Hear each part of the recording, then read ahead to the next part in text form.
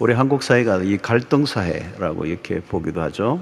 다양한 갈등이 있습니다. 뭐 세대 간의 갈등, 계층 간의 갈등, 뭐 젠더, 이 남녀 간의 갈등, 또 이념의 갈등, 빈부의 갈등, 뭐 이런 많은 것들이 안고 있습니다.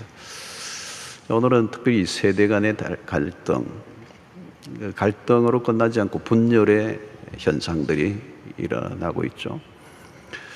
특별히 우리 신앙의 세계 안으로 들어가 보면 신앙의 매우 중요한 것은 뭐냐면 신앙은 연속성이 있어야 된다는 거예요. 이게 단절되면 안 되고 연속해야 한다. 신앙이 단절될 것인가 연결될 것인가 이것은 하나님의 관심이기도 합니다.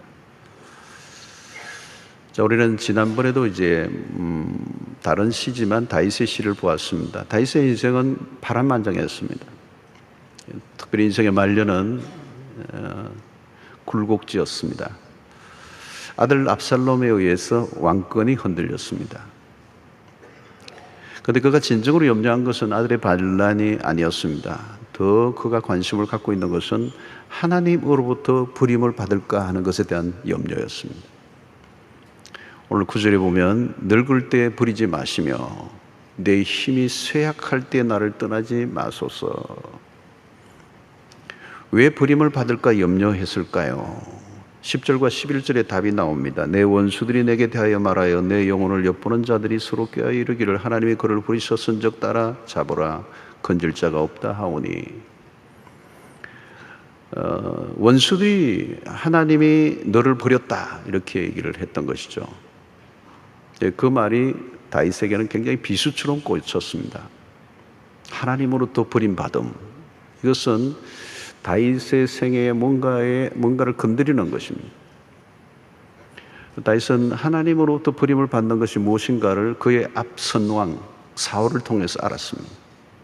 하나님이 그를 버리시자 한 인간이 얼마나 비참해지는가를 다윗은 목격했던 사람입니다.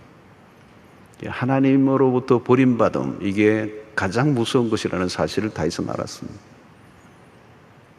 그래서 차메시, 다윗이 바세바 사건으로 인하여 일어났던 차메시의 그 심경이 드러납니다.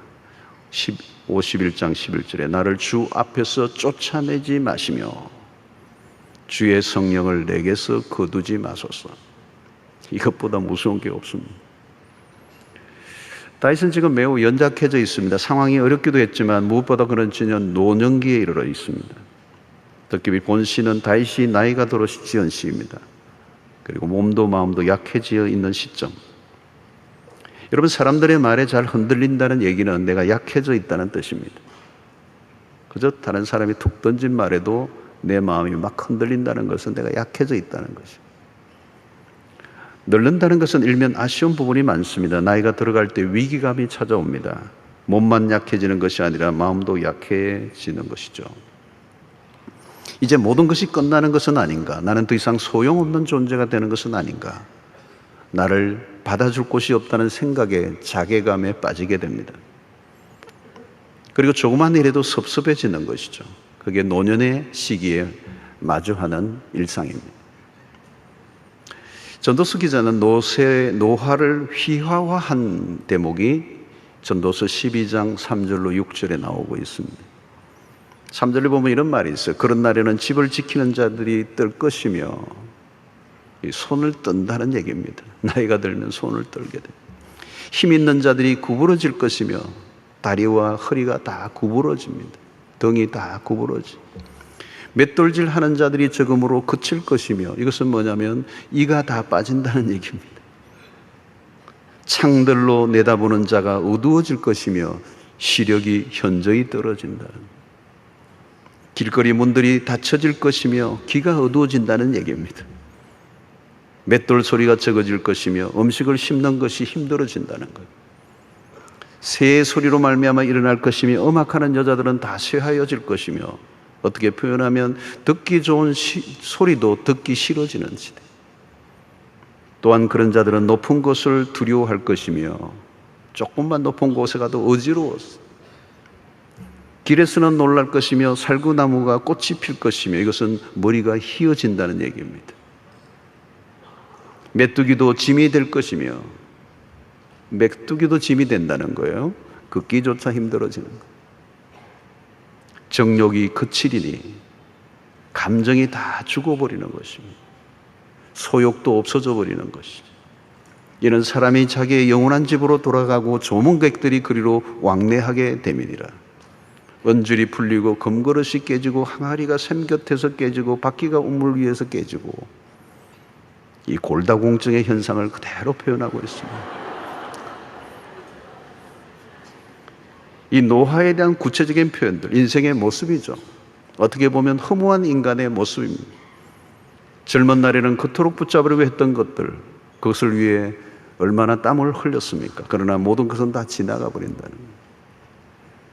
시험에 잘 들고 염려가 많다는 것은 그만큼 연약하다는 뜻입니다.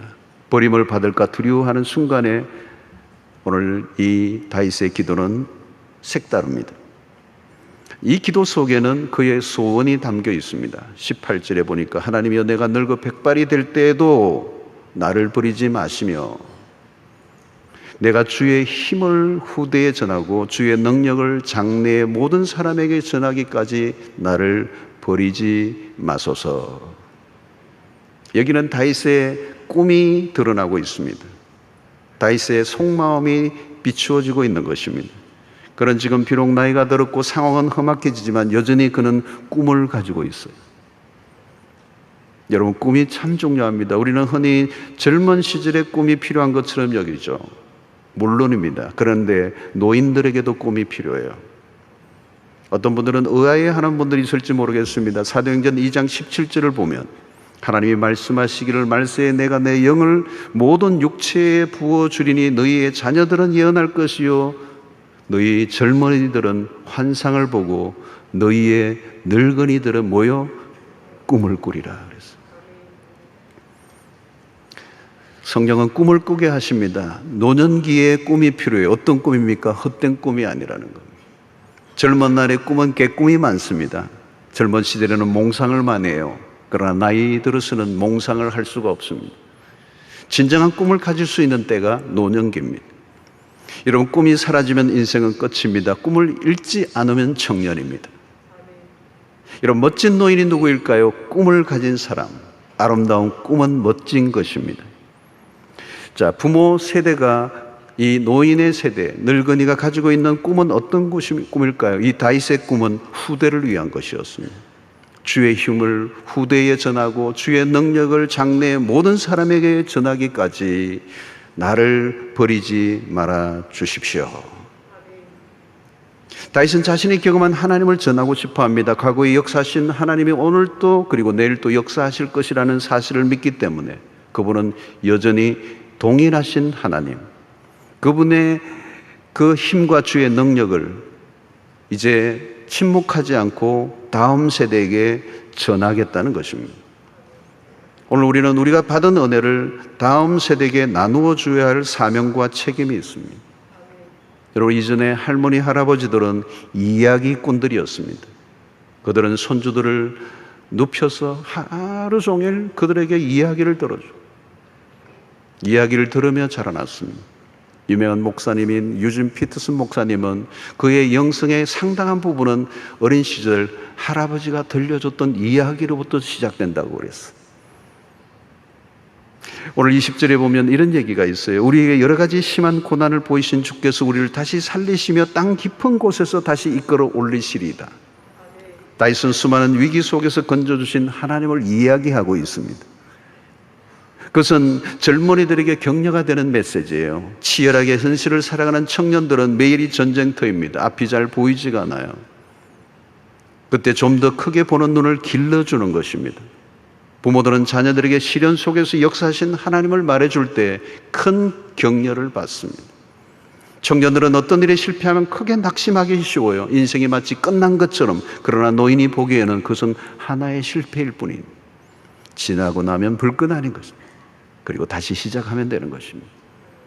이번 주 탑뉴스 중에 하나는 프린스턴 대학의 허준희 교수의 이야기입니다. 우리의 언론을 장식했던 이 프린스턴 대학의 허준희 교수, 그는 고등학교를 중퇴하고 수학을 포기했던 이력을 가진 사람입니다. 그런데 이번엔 수학의 노벨상이라는 필저성을 받았습니다. 인터뷰에서 인상적인 말을 합니다. 어느 것이든 시작하기에 늦은 것은 없다는 말을 했습니다. 그것이 그의 인생이었습니다. 먼저 믿음의 길을 걸어온 선배가 후배에게 들려주는 한마디가 인생을 살리게 되는 것이죠. 여러분, 하나님은 나이 든 분들을 사용하기를 원하십니다.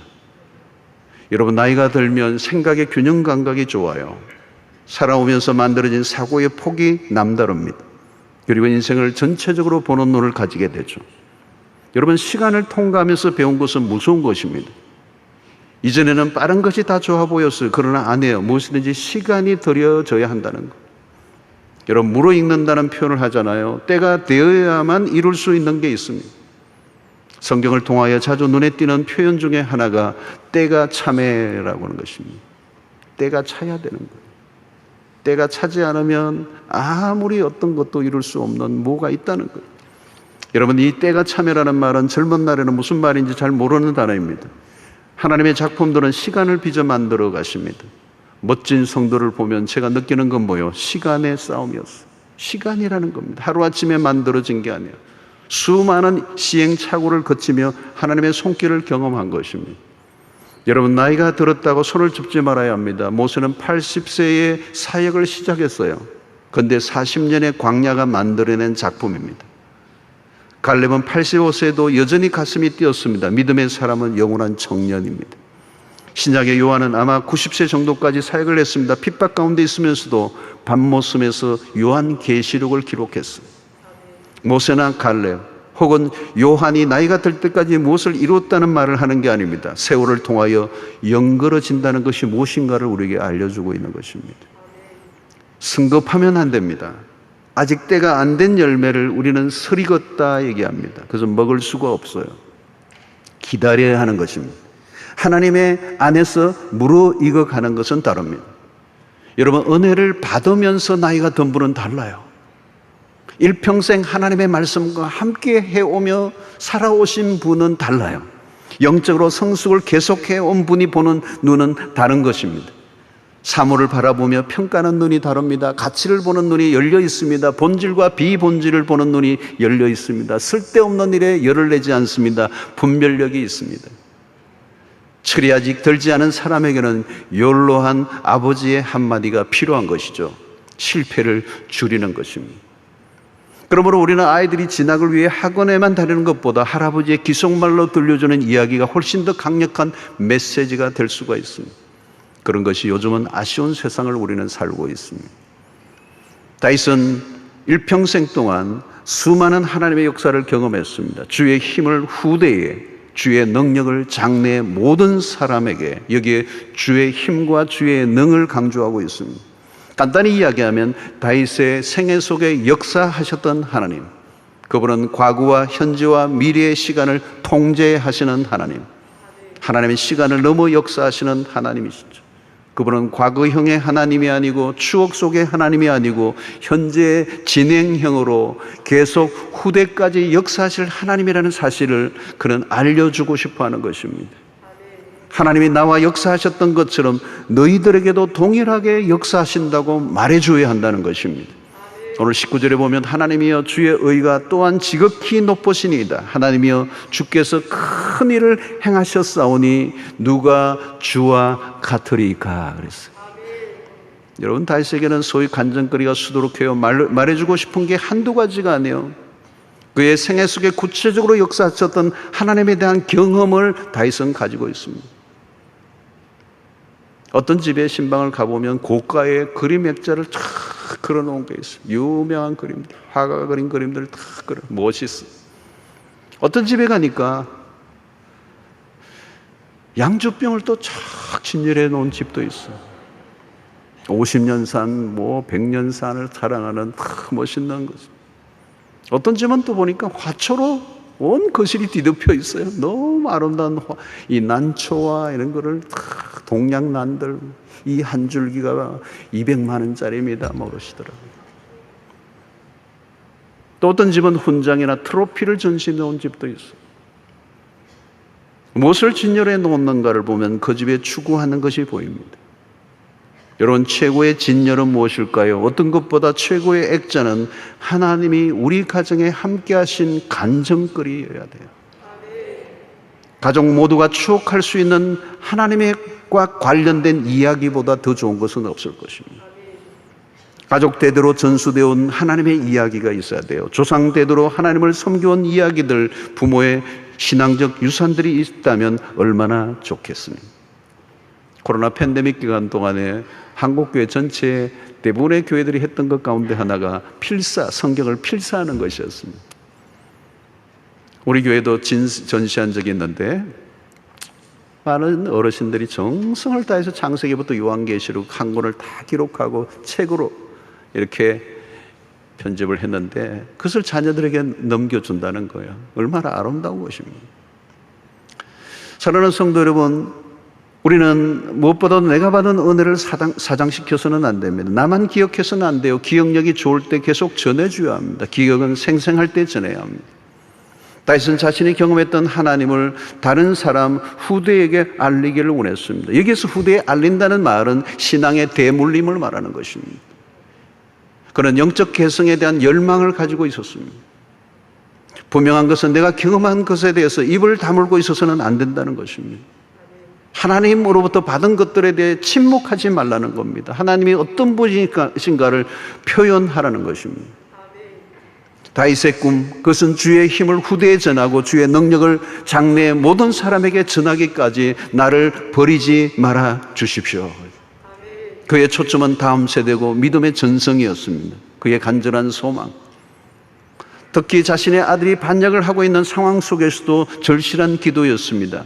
여러분, 나만 하나님을 믿고 끝나면 어떻게 하겠습니까? 영적인 대가 끊긴다면 그것처럼 안타까운 일은 없을 것입니다. 부모의 신앙이 자녀들에게 어떻게 개성될 수 있을 것인가?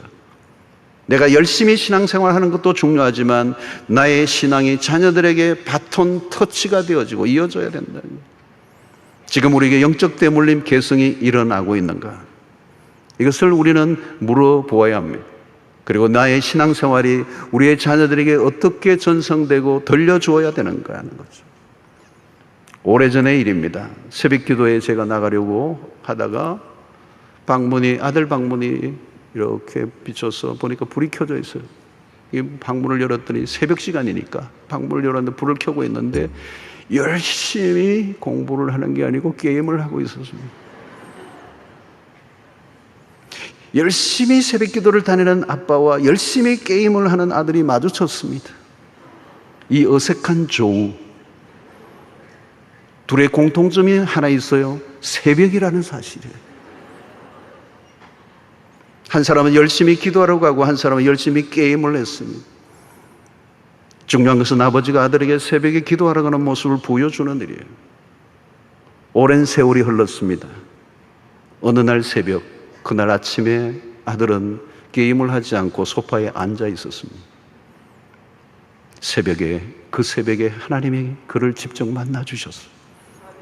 특별한 방식으로 하나님과 대면한 그 아들은 그날 이후로 급속한 변화가 일어났어요. 게임은 끝이 났습니다. 게임은 게임 오버되었습니다. 우리는 우리 가정은 이것을 새벽 사건이라고 말합니다. 기도하러 다닌 아빠와 게임하는 아들과의 치열한 싸움에 하나님이 기도하는 아빠 엄마의 손을 들어주신 것입니다. 새벽마다 기도하러 다니는 부모의 모습들은 그 아들이 보고 있다는 것은 중요한 일입니다. 보여주는 것이 그토록 중요한 것입니다. 말하는 것보다 몸으로 보여주는 것은 강력한 것입니다. 다윗은 17절에 하나님이 나를 어려서부터 교훈하였으므로, 어려서부터 하나님이 나를 교훈했다. 그런 어려서부터 하나님의 레슨을 받아왔어요. 그리고 내가 지금까지 주의 기이한 일들을 전하였나이다. 다윗은 어린 시절부터 영적 경험을 쌓았습니다. 그가 경험한 영적 비밀이 많습니다. 오늘 힘이라는 말의 표현이 그런 것이죠. 그런 어린 시절 목동으로 살았을 동안에도 어린 소년이었지만 곰과 사자의 발톱에서 건져내어 주신 하나님을 경험했습니다. 그의 힘으로는 도무지 감당할 수 없었던 사자와 이 곰의 발톱, 그 맹수로부터 지켜주셨던 하나님을 경험했다는 것. 그인 골리앗을 넘어뜨린 사건도 단순히 그의 물맷돌의 실력이 아니고 기술이 아니고 하나님의 능이었습니다. 하나님의 능력이었습니다. 다윗은 어린 시절부터 하나님을 깊이 경험했습니다. 그의 삶은 간증으로 가득 찹니다. 다윗은 자신이 경험한 것을 말하지 않고는 견딜 수 없습니다. 내가 경험했던 그 하나님을 내 후대가 알기를 원한다는 것입니다. 여러분, 내가 10년, 20년 신앙생활을 했다면 그 신앙생활의 경험은 다음 세대의 일종의 빛과 같은 거예요. 그 다음 세대에 전해줄 책임이 있다는 겁니다. 신앙생활 30년, 40년 한 것은 중요합니다. 그러나 더 중요한 것은 컨텐츠, 내용입니다. 횟수가 아니에요. 신앙생활의 경력이 횟수나 직분으로 대변돼서는 안 돼요. 그 안에 내용입니다. 하나님이 행하신 일. 여러분, 그것을 다음 세대에게 알려줘야 된다는 거예요. 아이들이 어릴 때는 부모의 손을 잡고 쫄쫄쫄쫄 교회를 잘 따라 나와요. 그러나 조금씩 자라면서 그 아이에게 질문이 생기기 시작합니다.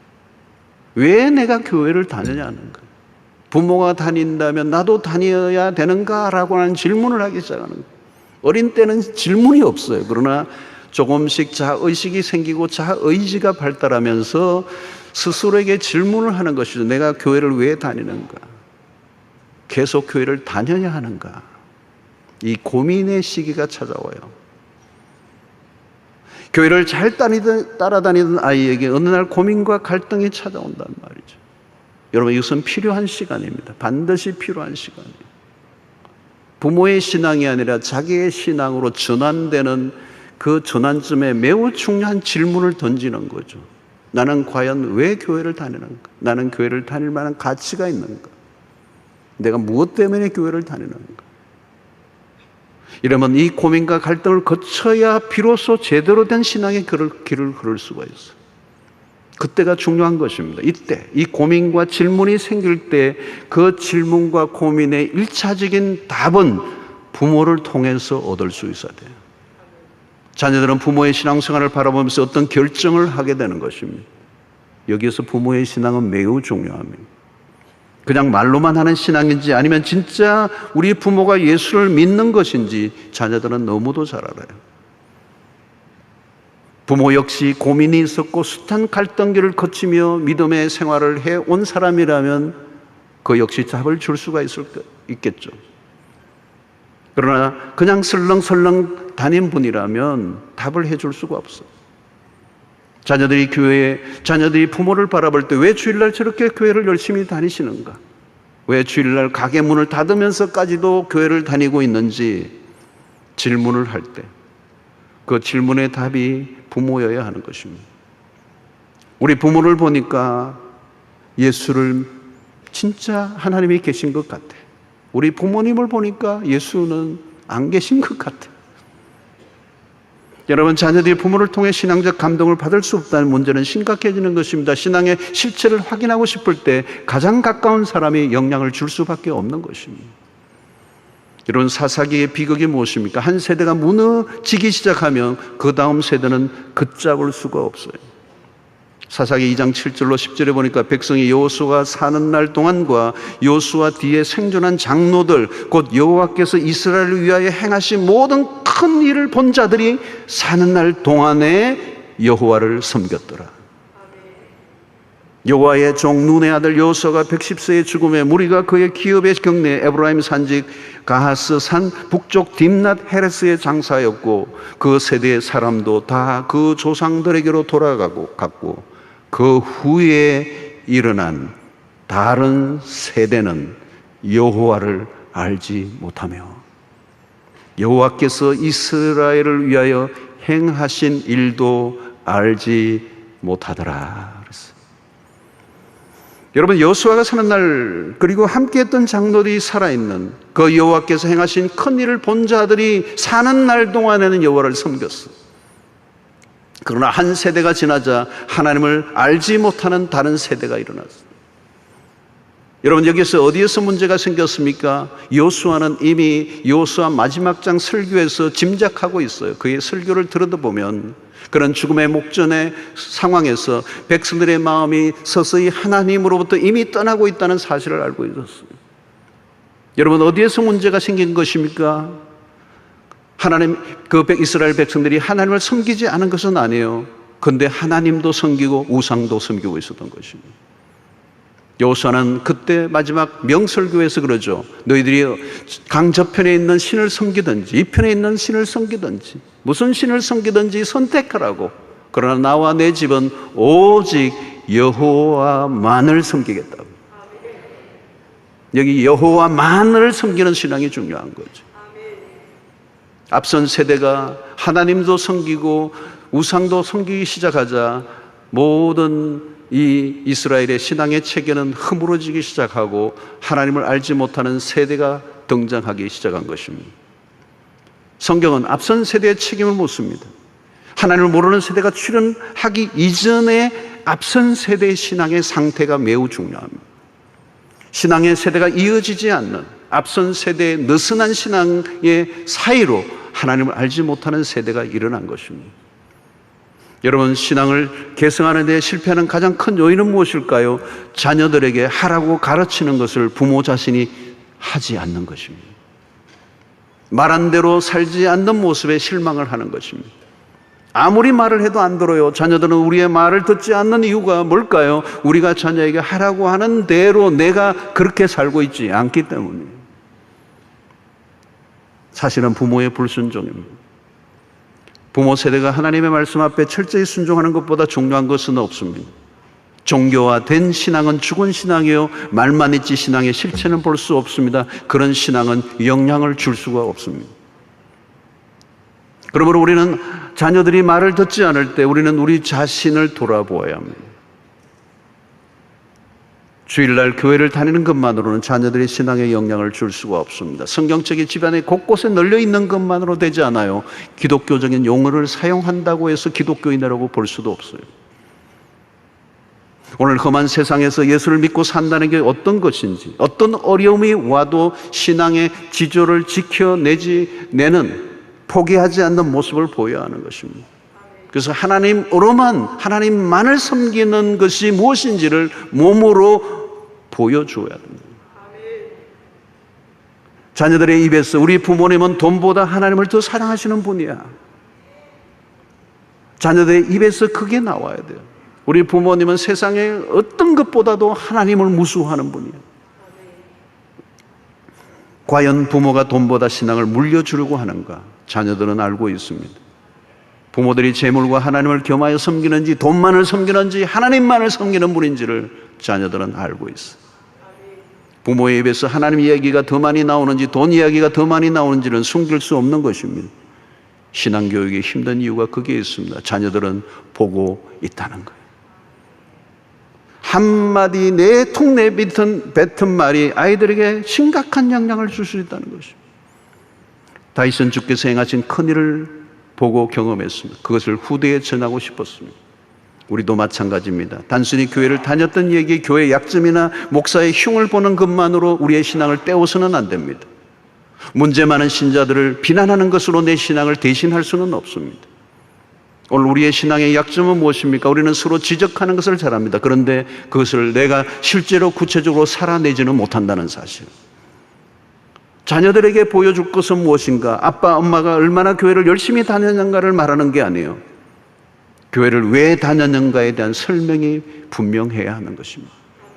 하나님을 알려야 하는 것입니다. 영적 비밀을 말해 줄 수 있어야 하는 것입니다. 여러분들에게 그 비밀이 있습니까? 다윗은 오늘 모든 사람에게 전하기까지 나를 버리지 마소서, 버리지 말아주소서 그는 반복하고 있습니다. 그것은 오래 살게 해달라는 얘기가 아니에요. 단순한 장수를 위한 기도가 아닙니다. 그냥 건강을 위한 기도가 아니에요. 죽음에 대한 두려움에 사로잡혀 노년을 보내고 있는 모습이 아닙니다. 다윗은 더 살아야 할 이유가 하나 있어요. 그것이 무엇입니까? 후대를 위하여, 다음 세대를 위한 꿈이었습니다. 우리보다 더 나은 세대가 나와야 한다는 것입니다. 여러분, 아브라함의 아들 아브라함이 이삭을 모리아의 제단에 올려놓는 명장면이 창세기 22장에 나옵니다. 그때 우리는 아브라함의 신앙이 얼마나 대단한가, 그 아브라함의 신앙이 부각돼요. 물론 그렇습니다. 그러나 아들을 번제단에 올린 아브라함보다 거기에 올려진 이삭이 아버지 이상으로 대단한 거예요. 아들은 아버지를 닮아 있는 것입니다. 믿음의 개성이 중요합니다. 한평생 동안 경험했던 하나님, 하나님으로부터 받았던 신앙적 유산을 그대로 무덤으로 가지고 가서는 안 돼요. 나이가 들어가면서 해야 될 가장 중요한 역할은 신앙의 유산을 전수하는 것입니다. 다윗은 사명을 이룰 때까지 나를 지켜달라고 간구하고 있습니다. 그 일이 이루어지기까지 나를 살려달라는 거예요. 이 믿음이, 내가 경험했던 하나님이 나의 신앙이 다음 세대에 전수되기까지 나를 버리지 말아 주십시오. 나를 살려 주십시오. 내가 살아야 할 이유는 내가 가졌던 그 신앙을 내 자녀들이 가지는 것이 소원이기 때문이에요. 하나님은 모든 세대에 관심이 많습니다. 아브라함과 이삭과 야곱의 하나님. 여러분, 성경은 언제나 그런 표현을 씁니다. 그냥 아브라함의 하나님이 아니에요. 아브라함의 하나님, 이삭의 하나님, 야곱의 하나님. 믿음의 계승이 이루어지는 세대를 얘기하는 것입니다. 오늘 17절에서도 나를 어려서부터 그리고 지금까지 하나님께서 인도해 오셨다고 말씀합니다. 하나님은 한 세대만 집중하지 않습니다. 모든 세대, all generation입니다. 오순절의 성령 사건 속에서도 모든 세대입니다. 건강한 교회는 모든 세대가 함께 일어나는 것입니다. 한 세대만이 아니에요. 어떤 교회는 젊은이만 있고 어떤 교회는 노인분들만 있습니다. 그러나 정상적인 교회는 아니에요. 모든 세대가 함께해야 합니다. 다양한 세대가 함께 모여, 그리고 노년의 세대가 가지고 있는 영적 유산을 자녀들이 볼 수 있고 또 함께할 때 오는 시너지가 있어야 되는 것입니다. 하나님은 모든 세대를 축복하기를 원하십니다. 선조 세대에 복을 주신 하나님은 후대에게 복을 주시기를 원하십니다. 그래서 하나님의 언약은 언제나 세대와 세대를 잇는 것이어야 됩니다. 하나님께서 어떻게 어려서부터 지금까지 인도해 주셨을까? 핵심은 세대 간의 역할을 통해서. 내가 어릴 때 주변의 어른들이 하나님의 말씀을 가르쳐주고 교훈을 주고 모델이 되어 주었기 때문에 오늘 내가 있는 것. 혼자 우뚝 어느 날 갑자기 거인으로 사는 분은 없습니다. 앞서 보여준 세대가 있었던 거예요. 부모 세대가 해야 할 역할은 보든 안 보든 좋은 것을 보여주는 역할을 해야 하는 것입니다. 따라하든 하지 않든 내가 최선을 다해서 하나님의 백성으로 살아갈 때, 우리의 자녀들 앞에 부끄럽지 않는 신자로 살아가게 될 때 그곳에 신앙의 개성이 일어나게 될 줄로 믿습니다. 우리 교회에 뭐 좋은 게 많지만 그 중에 하나가 철야죠. 한국에 많이 알려졌습니다. 자, 이 철야가 왜 유명하고 알려졌느냐? 뭐 사람이 많이 모이기도 하고 뜨겁게 기도하는 것도 있지만 가장 중요한 것 가운데 하나가 뭐냐면 우리 중고등부 학생들이 나온다는 거예요. 수백 명이 나와요. 여러분, 주일날 교회도 잘 나가지 않으려고 하는 학생들인데, 청소년들인데 철야까지 나오는 거예요. 주로 저 위에 자리에 앉아 있는데요. 얼마나 열심히 기도하는지요. 근데 중요한 것은 부모들이 모여 있는 곳에, 청소년기가 되면 부모들이 모인 곳에 안 가려고 그래요. 자기들끼리 모이기를 원하는데, 부모들이 모이는, 어른 세대들이 모여 있는데 이 청소년들이 기꺼이 와서 기도의 자리를 차지하고 있는데 보통 기도를 열심히 하는 게 아니에요. 주로 이제 어떤 데 보면은 고등부 아이들이 이 앞에 말씀을 마치면 이 앞쪽에 쭉 와서 줄을 서서 기도를 해요. 이 중등부는 이제 자리가 부족하니까 저 위에 있다가 못 내려와요. 여기 이제 고등부가 쫙 진을 치고 있으니까. 근데 고등부, 중등부 아이들이 그래요. 나도 고등부 되면 저 자리에 갈 거야. 그들의 꿈은 이 자리에 오는 거예요. 그리고 여기 고등부 학생들이 마치면 청년부들이 저 성가대에 앉는데 나는 이제 청년부대 가면 저 자리에 가서 기도할 거야. 여러분, 이 모든 세대가 함께 어울려 있는 이 철학 기도는 독특한 우리의 문화예요. 이건 누가 만든 게 아니고 누가 의도적으로 꾸민 게 아니고 저절로 만들어진 것입니다. 어른들이 모여있는 곳에 청소년들이 함께 와서 어른들이 기도하는 모습을 보면서 그들이 기도를 배우기 시작합니다. 주의 삼창 기도를 배우기 시작합니다. 누가 가르쳐 주지도 않았는데 기도를 하면 언제나 흔드는 것을 그들이 배우기 시작합니다. 신앙이 자연스럽게 전수되고 있는 과정이에요. 금요철야가 이미 금요철야 자체도 일반인들에게도 희귀해진 시대에 부모와 자녀 세대가 함께 기도하는 이 자연스러운 이 신앙의 개성이 일어나고 있는 이 자리는 우리 교회가 가지고 있는 최고의 영적 자산이 아닐 수가 없습니다. 그들은 부모 세대가 모여있는 이곳에 와서 영적인 열기를 전수받아요. 기도의 열기를 전수받고 있어.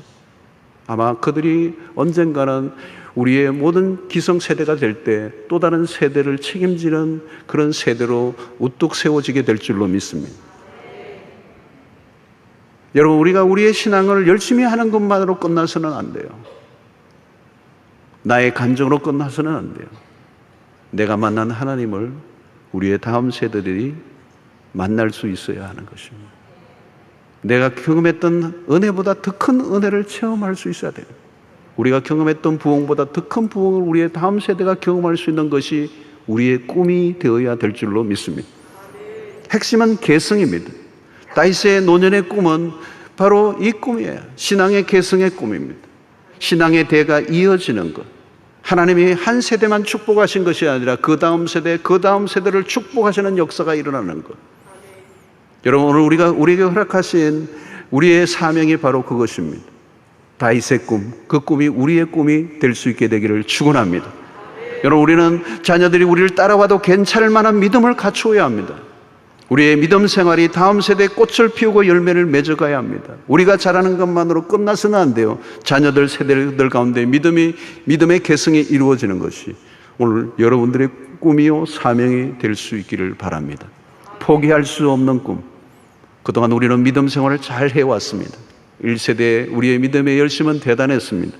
그런데 그것으로 끝나서는 안 됩니다. 우리보다 더 놀라운 부흥의 세대가, 더 탁월한 믿음의 세대가 우리 다음 이어져 나오는 역사가 있기를 바라고, 이 일에 우리의 책임과 사명을 다하실 수 있기를 축원합니다. 그리고 그것이 우리의 꿈이 되어야 될 줄로 믿습니다. 우리의 자녀들에게 신앙이 끊기지 아니하고 더 놀랍게 발전되고 개성되는 역사가 있게 되기를 주의 이름으로 축원합니다. 지금 여러분들의 자녀들로 인하여 고통하고 힘들어하는 분들이 있다면, 그리고 신앙생활을 자녀들이 하고 있지 않는, 그래서 너무나 안타까워하고 있는 부모들이 있다면 꿈을 포기하지 마시기를 바랍니다. 꿈을 꾸시기를 바랍니다. 언젠가는 그 일이 이루어질 줄로 믿고 기도하며 하나님 앞에서 내가 믿음을 온전하게 회복시키고 또 우리가 하나님 앞에 온전히 하나님만을 섬기기로 결단하는 이 믿음의 절개를 포기하지 않고 살아간다면 하나님이 언젠가 우리의 꿈을 이루어 주실 줄로 믿습니다. 하나님, 오늘 또 우리에게 주신 말씀으로 인하여 다윗의 꿈을 보며 오늘 우리가 함께 꿈을 꾸기를 원합니다. 우리의 신앙이 아름답게 다음 세대에 전수되기를 원합니다. 신앙의 전성이 일어나기를 원합니다. 아름다운 믿음의 바톤 터치가 일어나기를 원합니다. 우리보다 우리를 더 잘 하나님을 섬기는 세대가 일어나기를 원합니다. 그 꿈을 포기하지 않게 하여 주시옵소서. 예수님의 이름으로 기도하옵나이다. 아멘.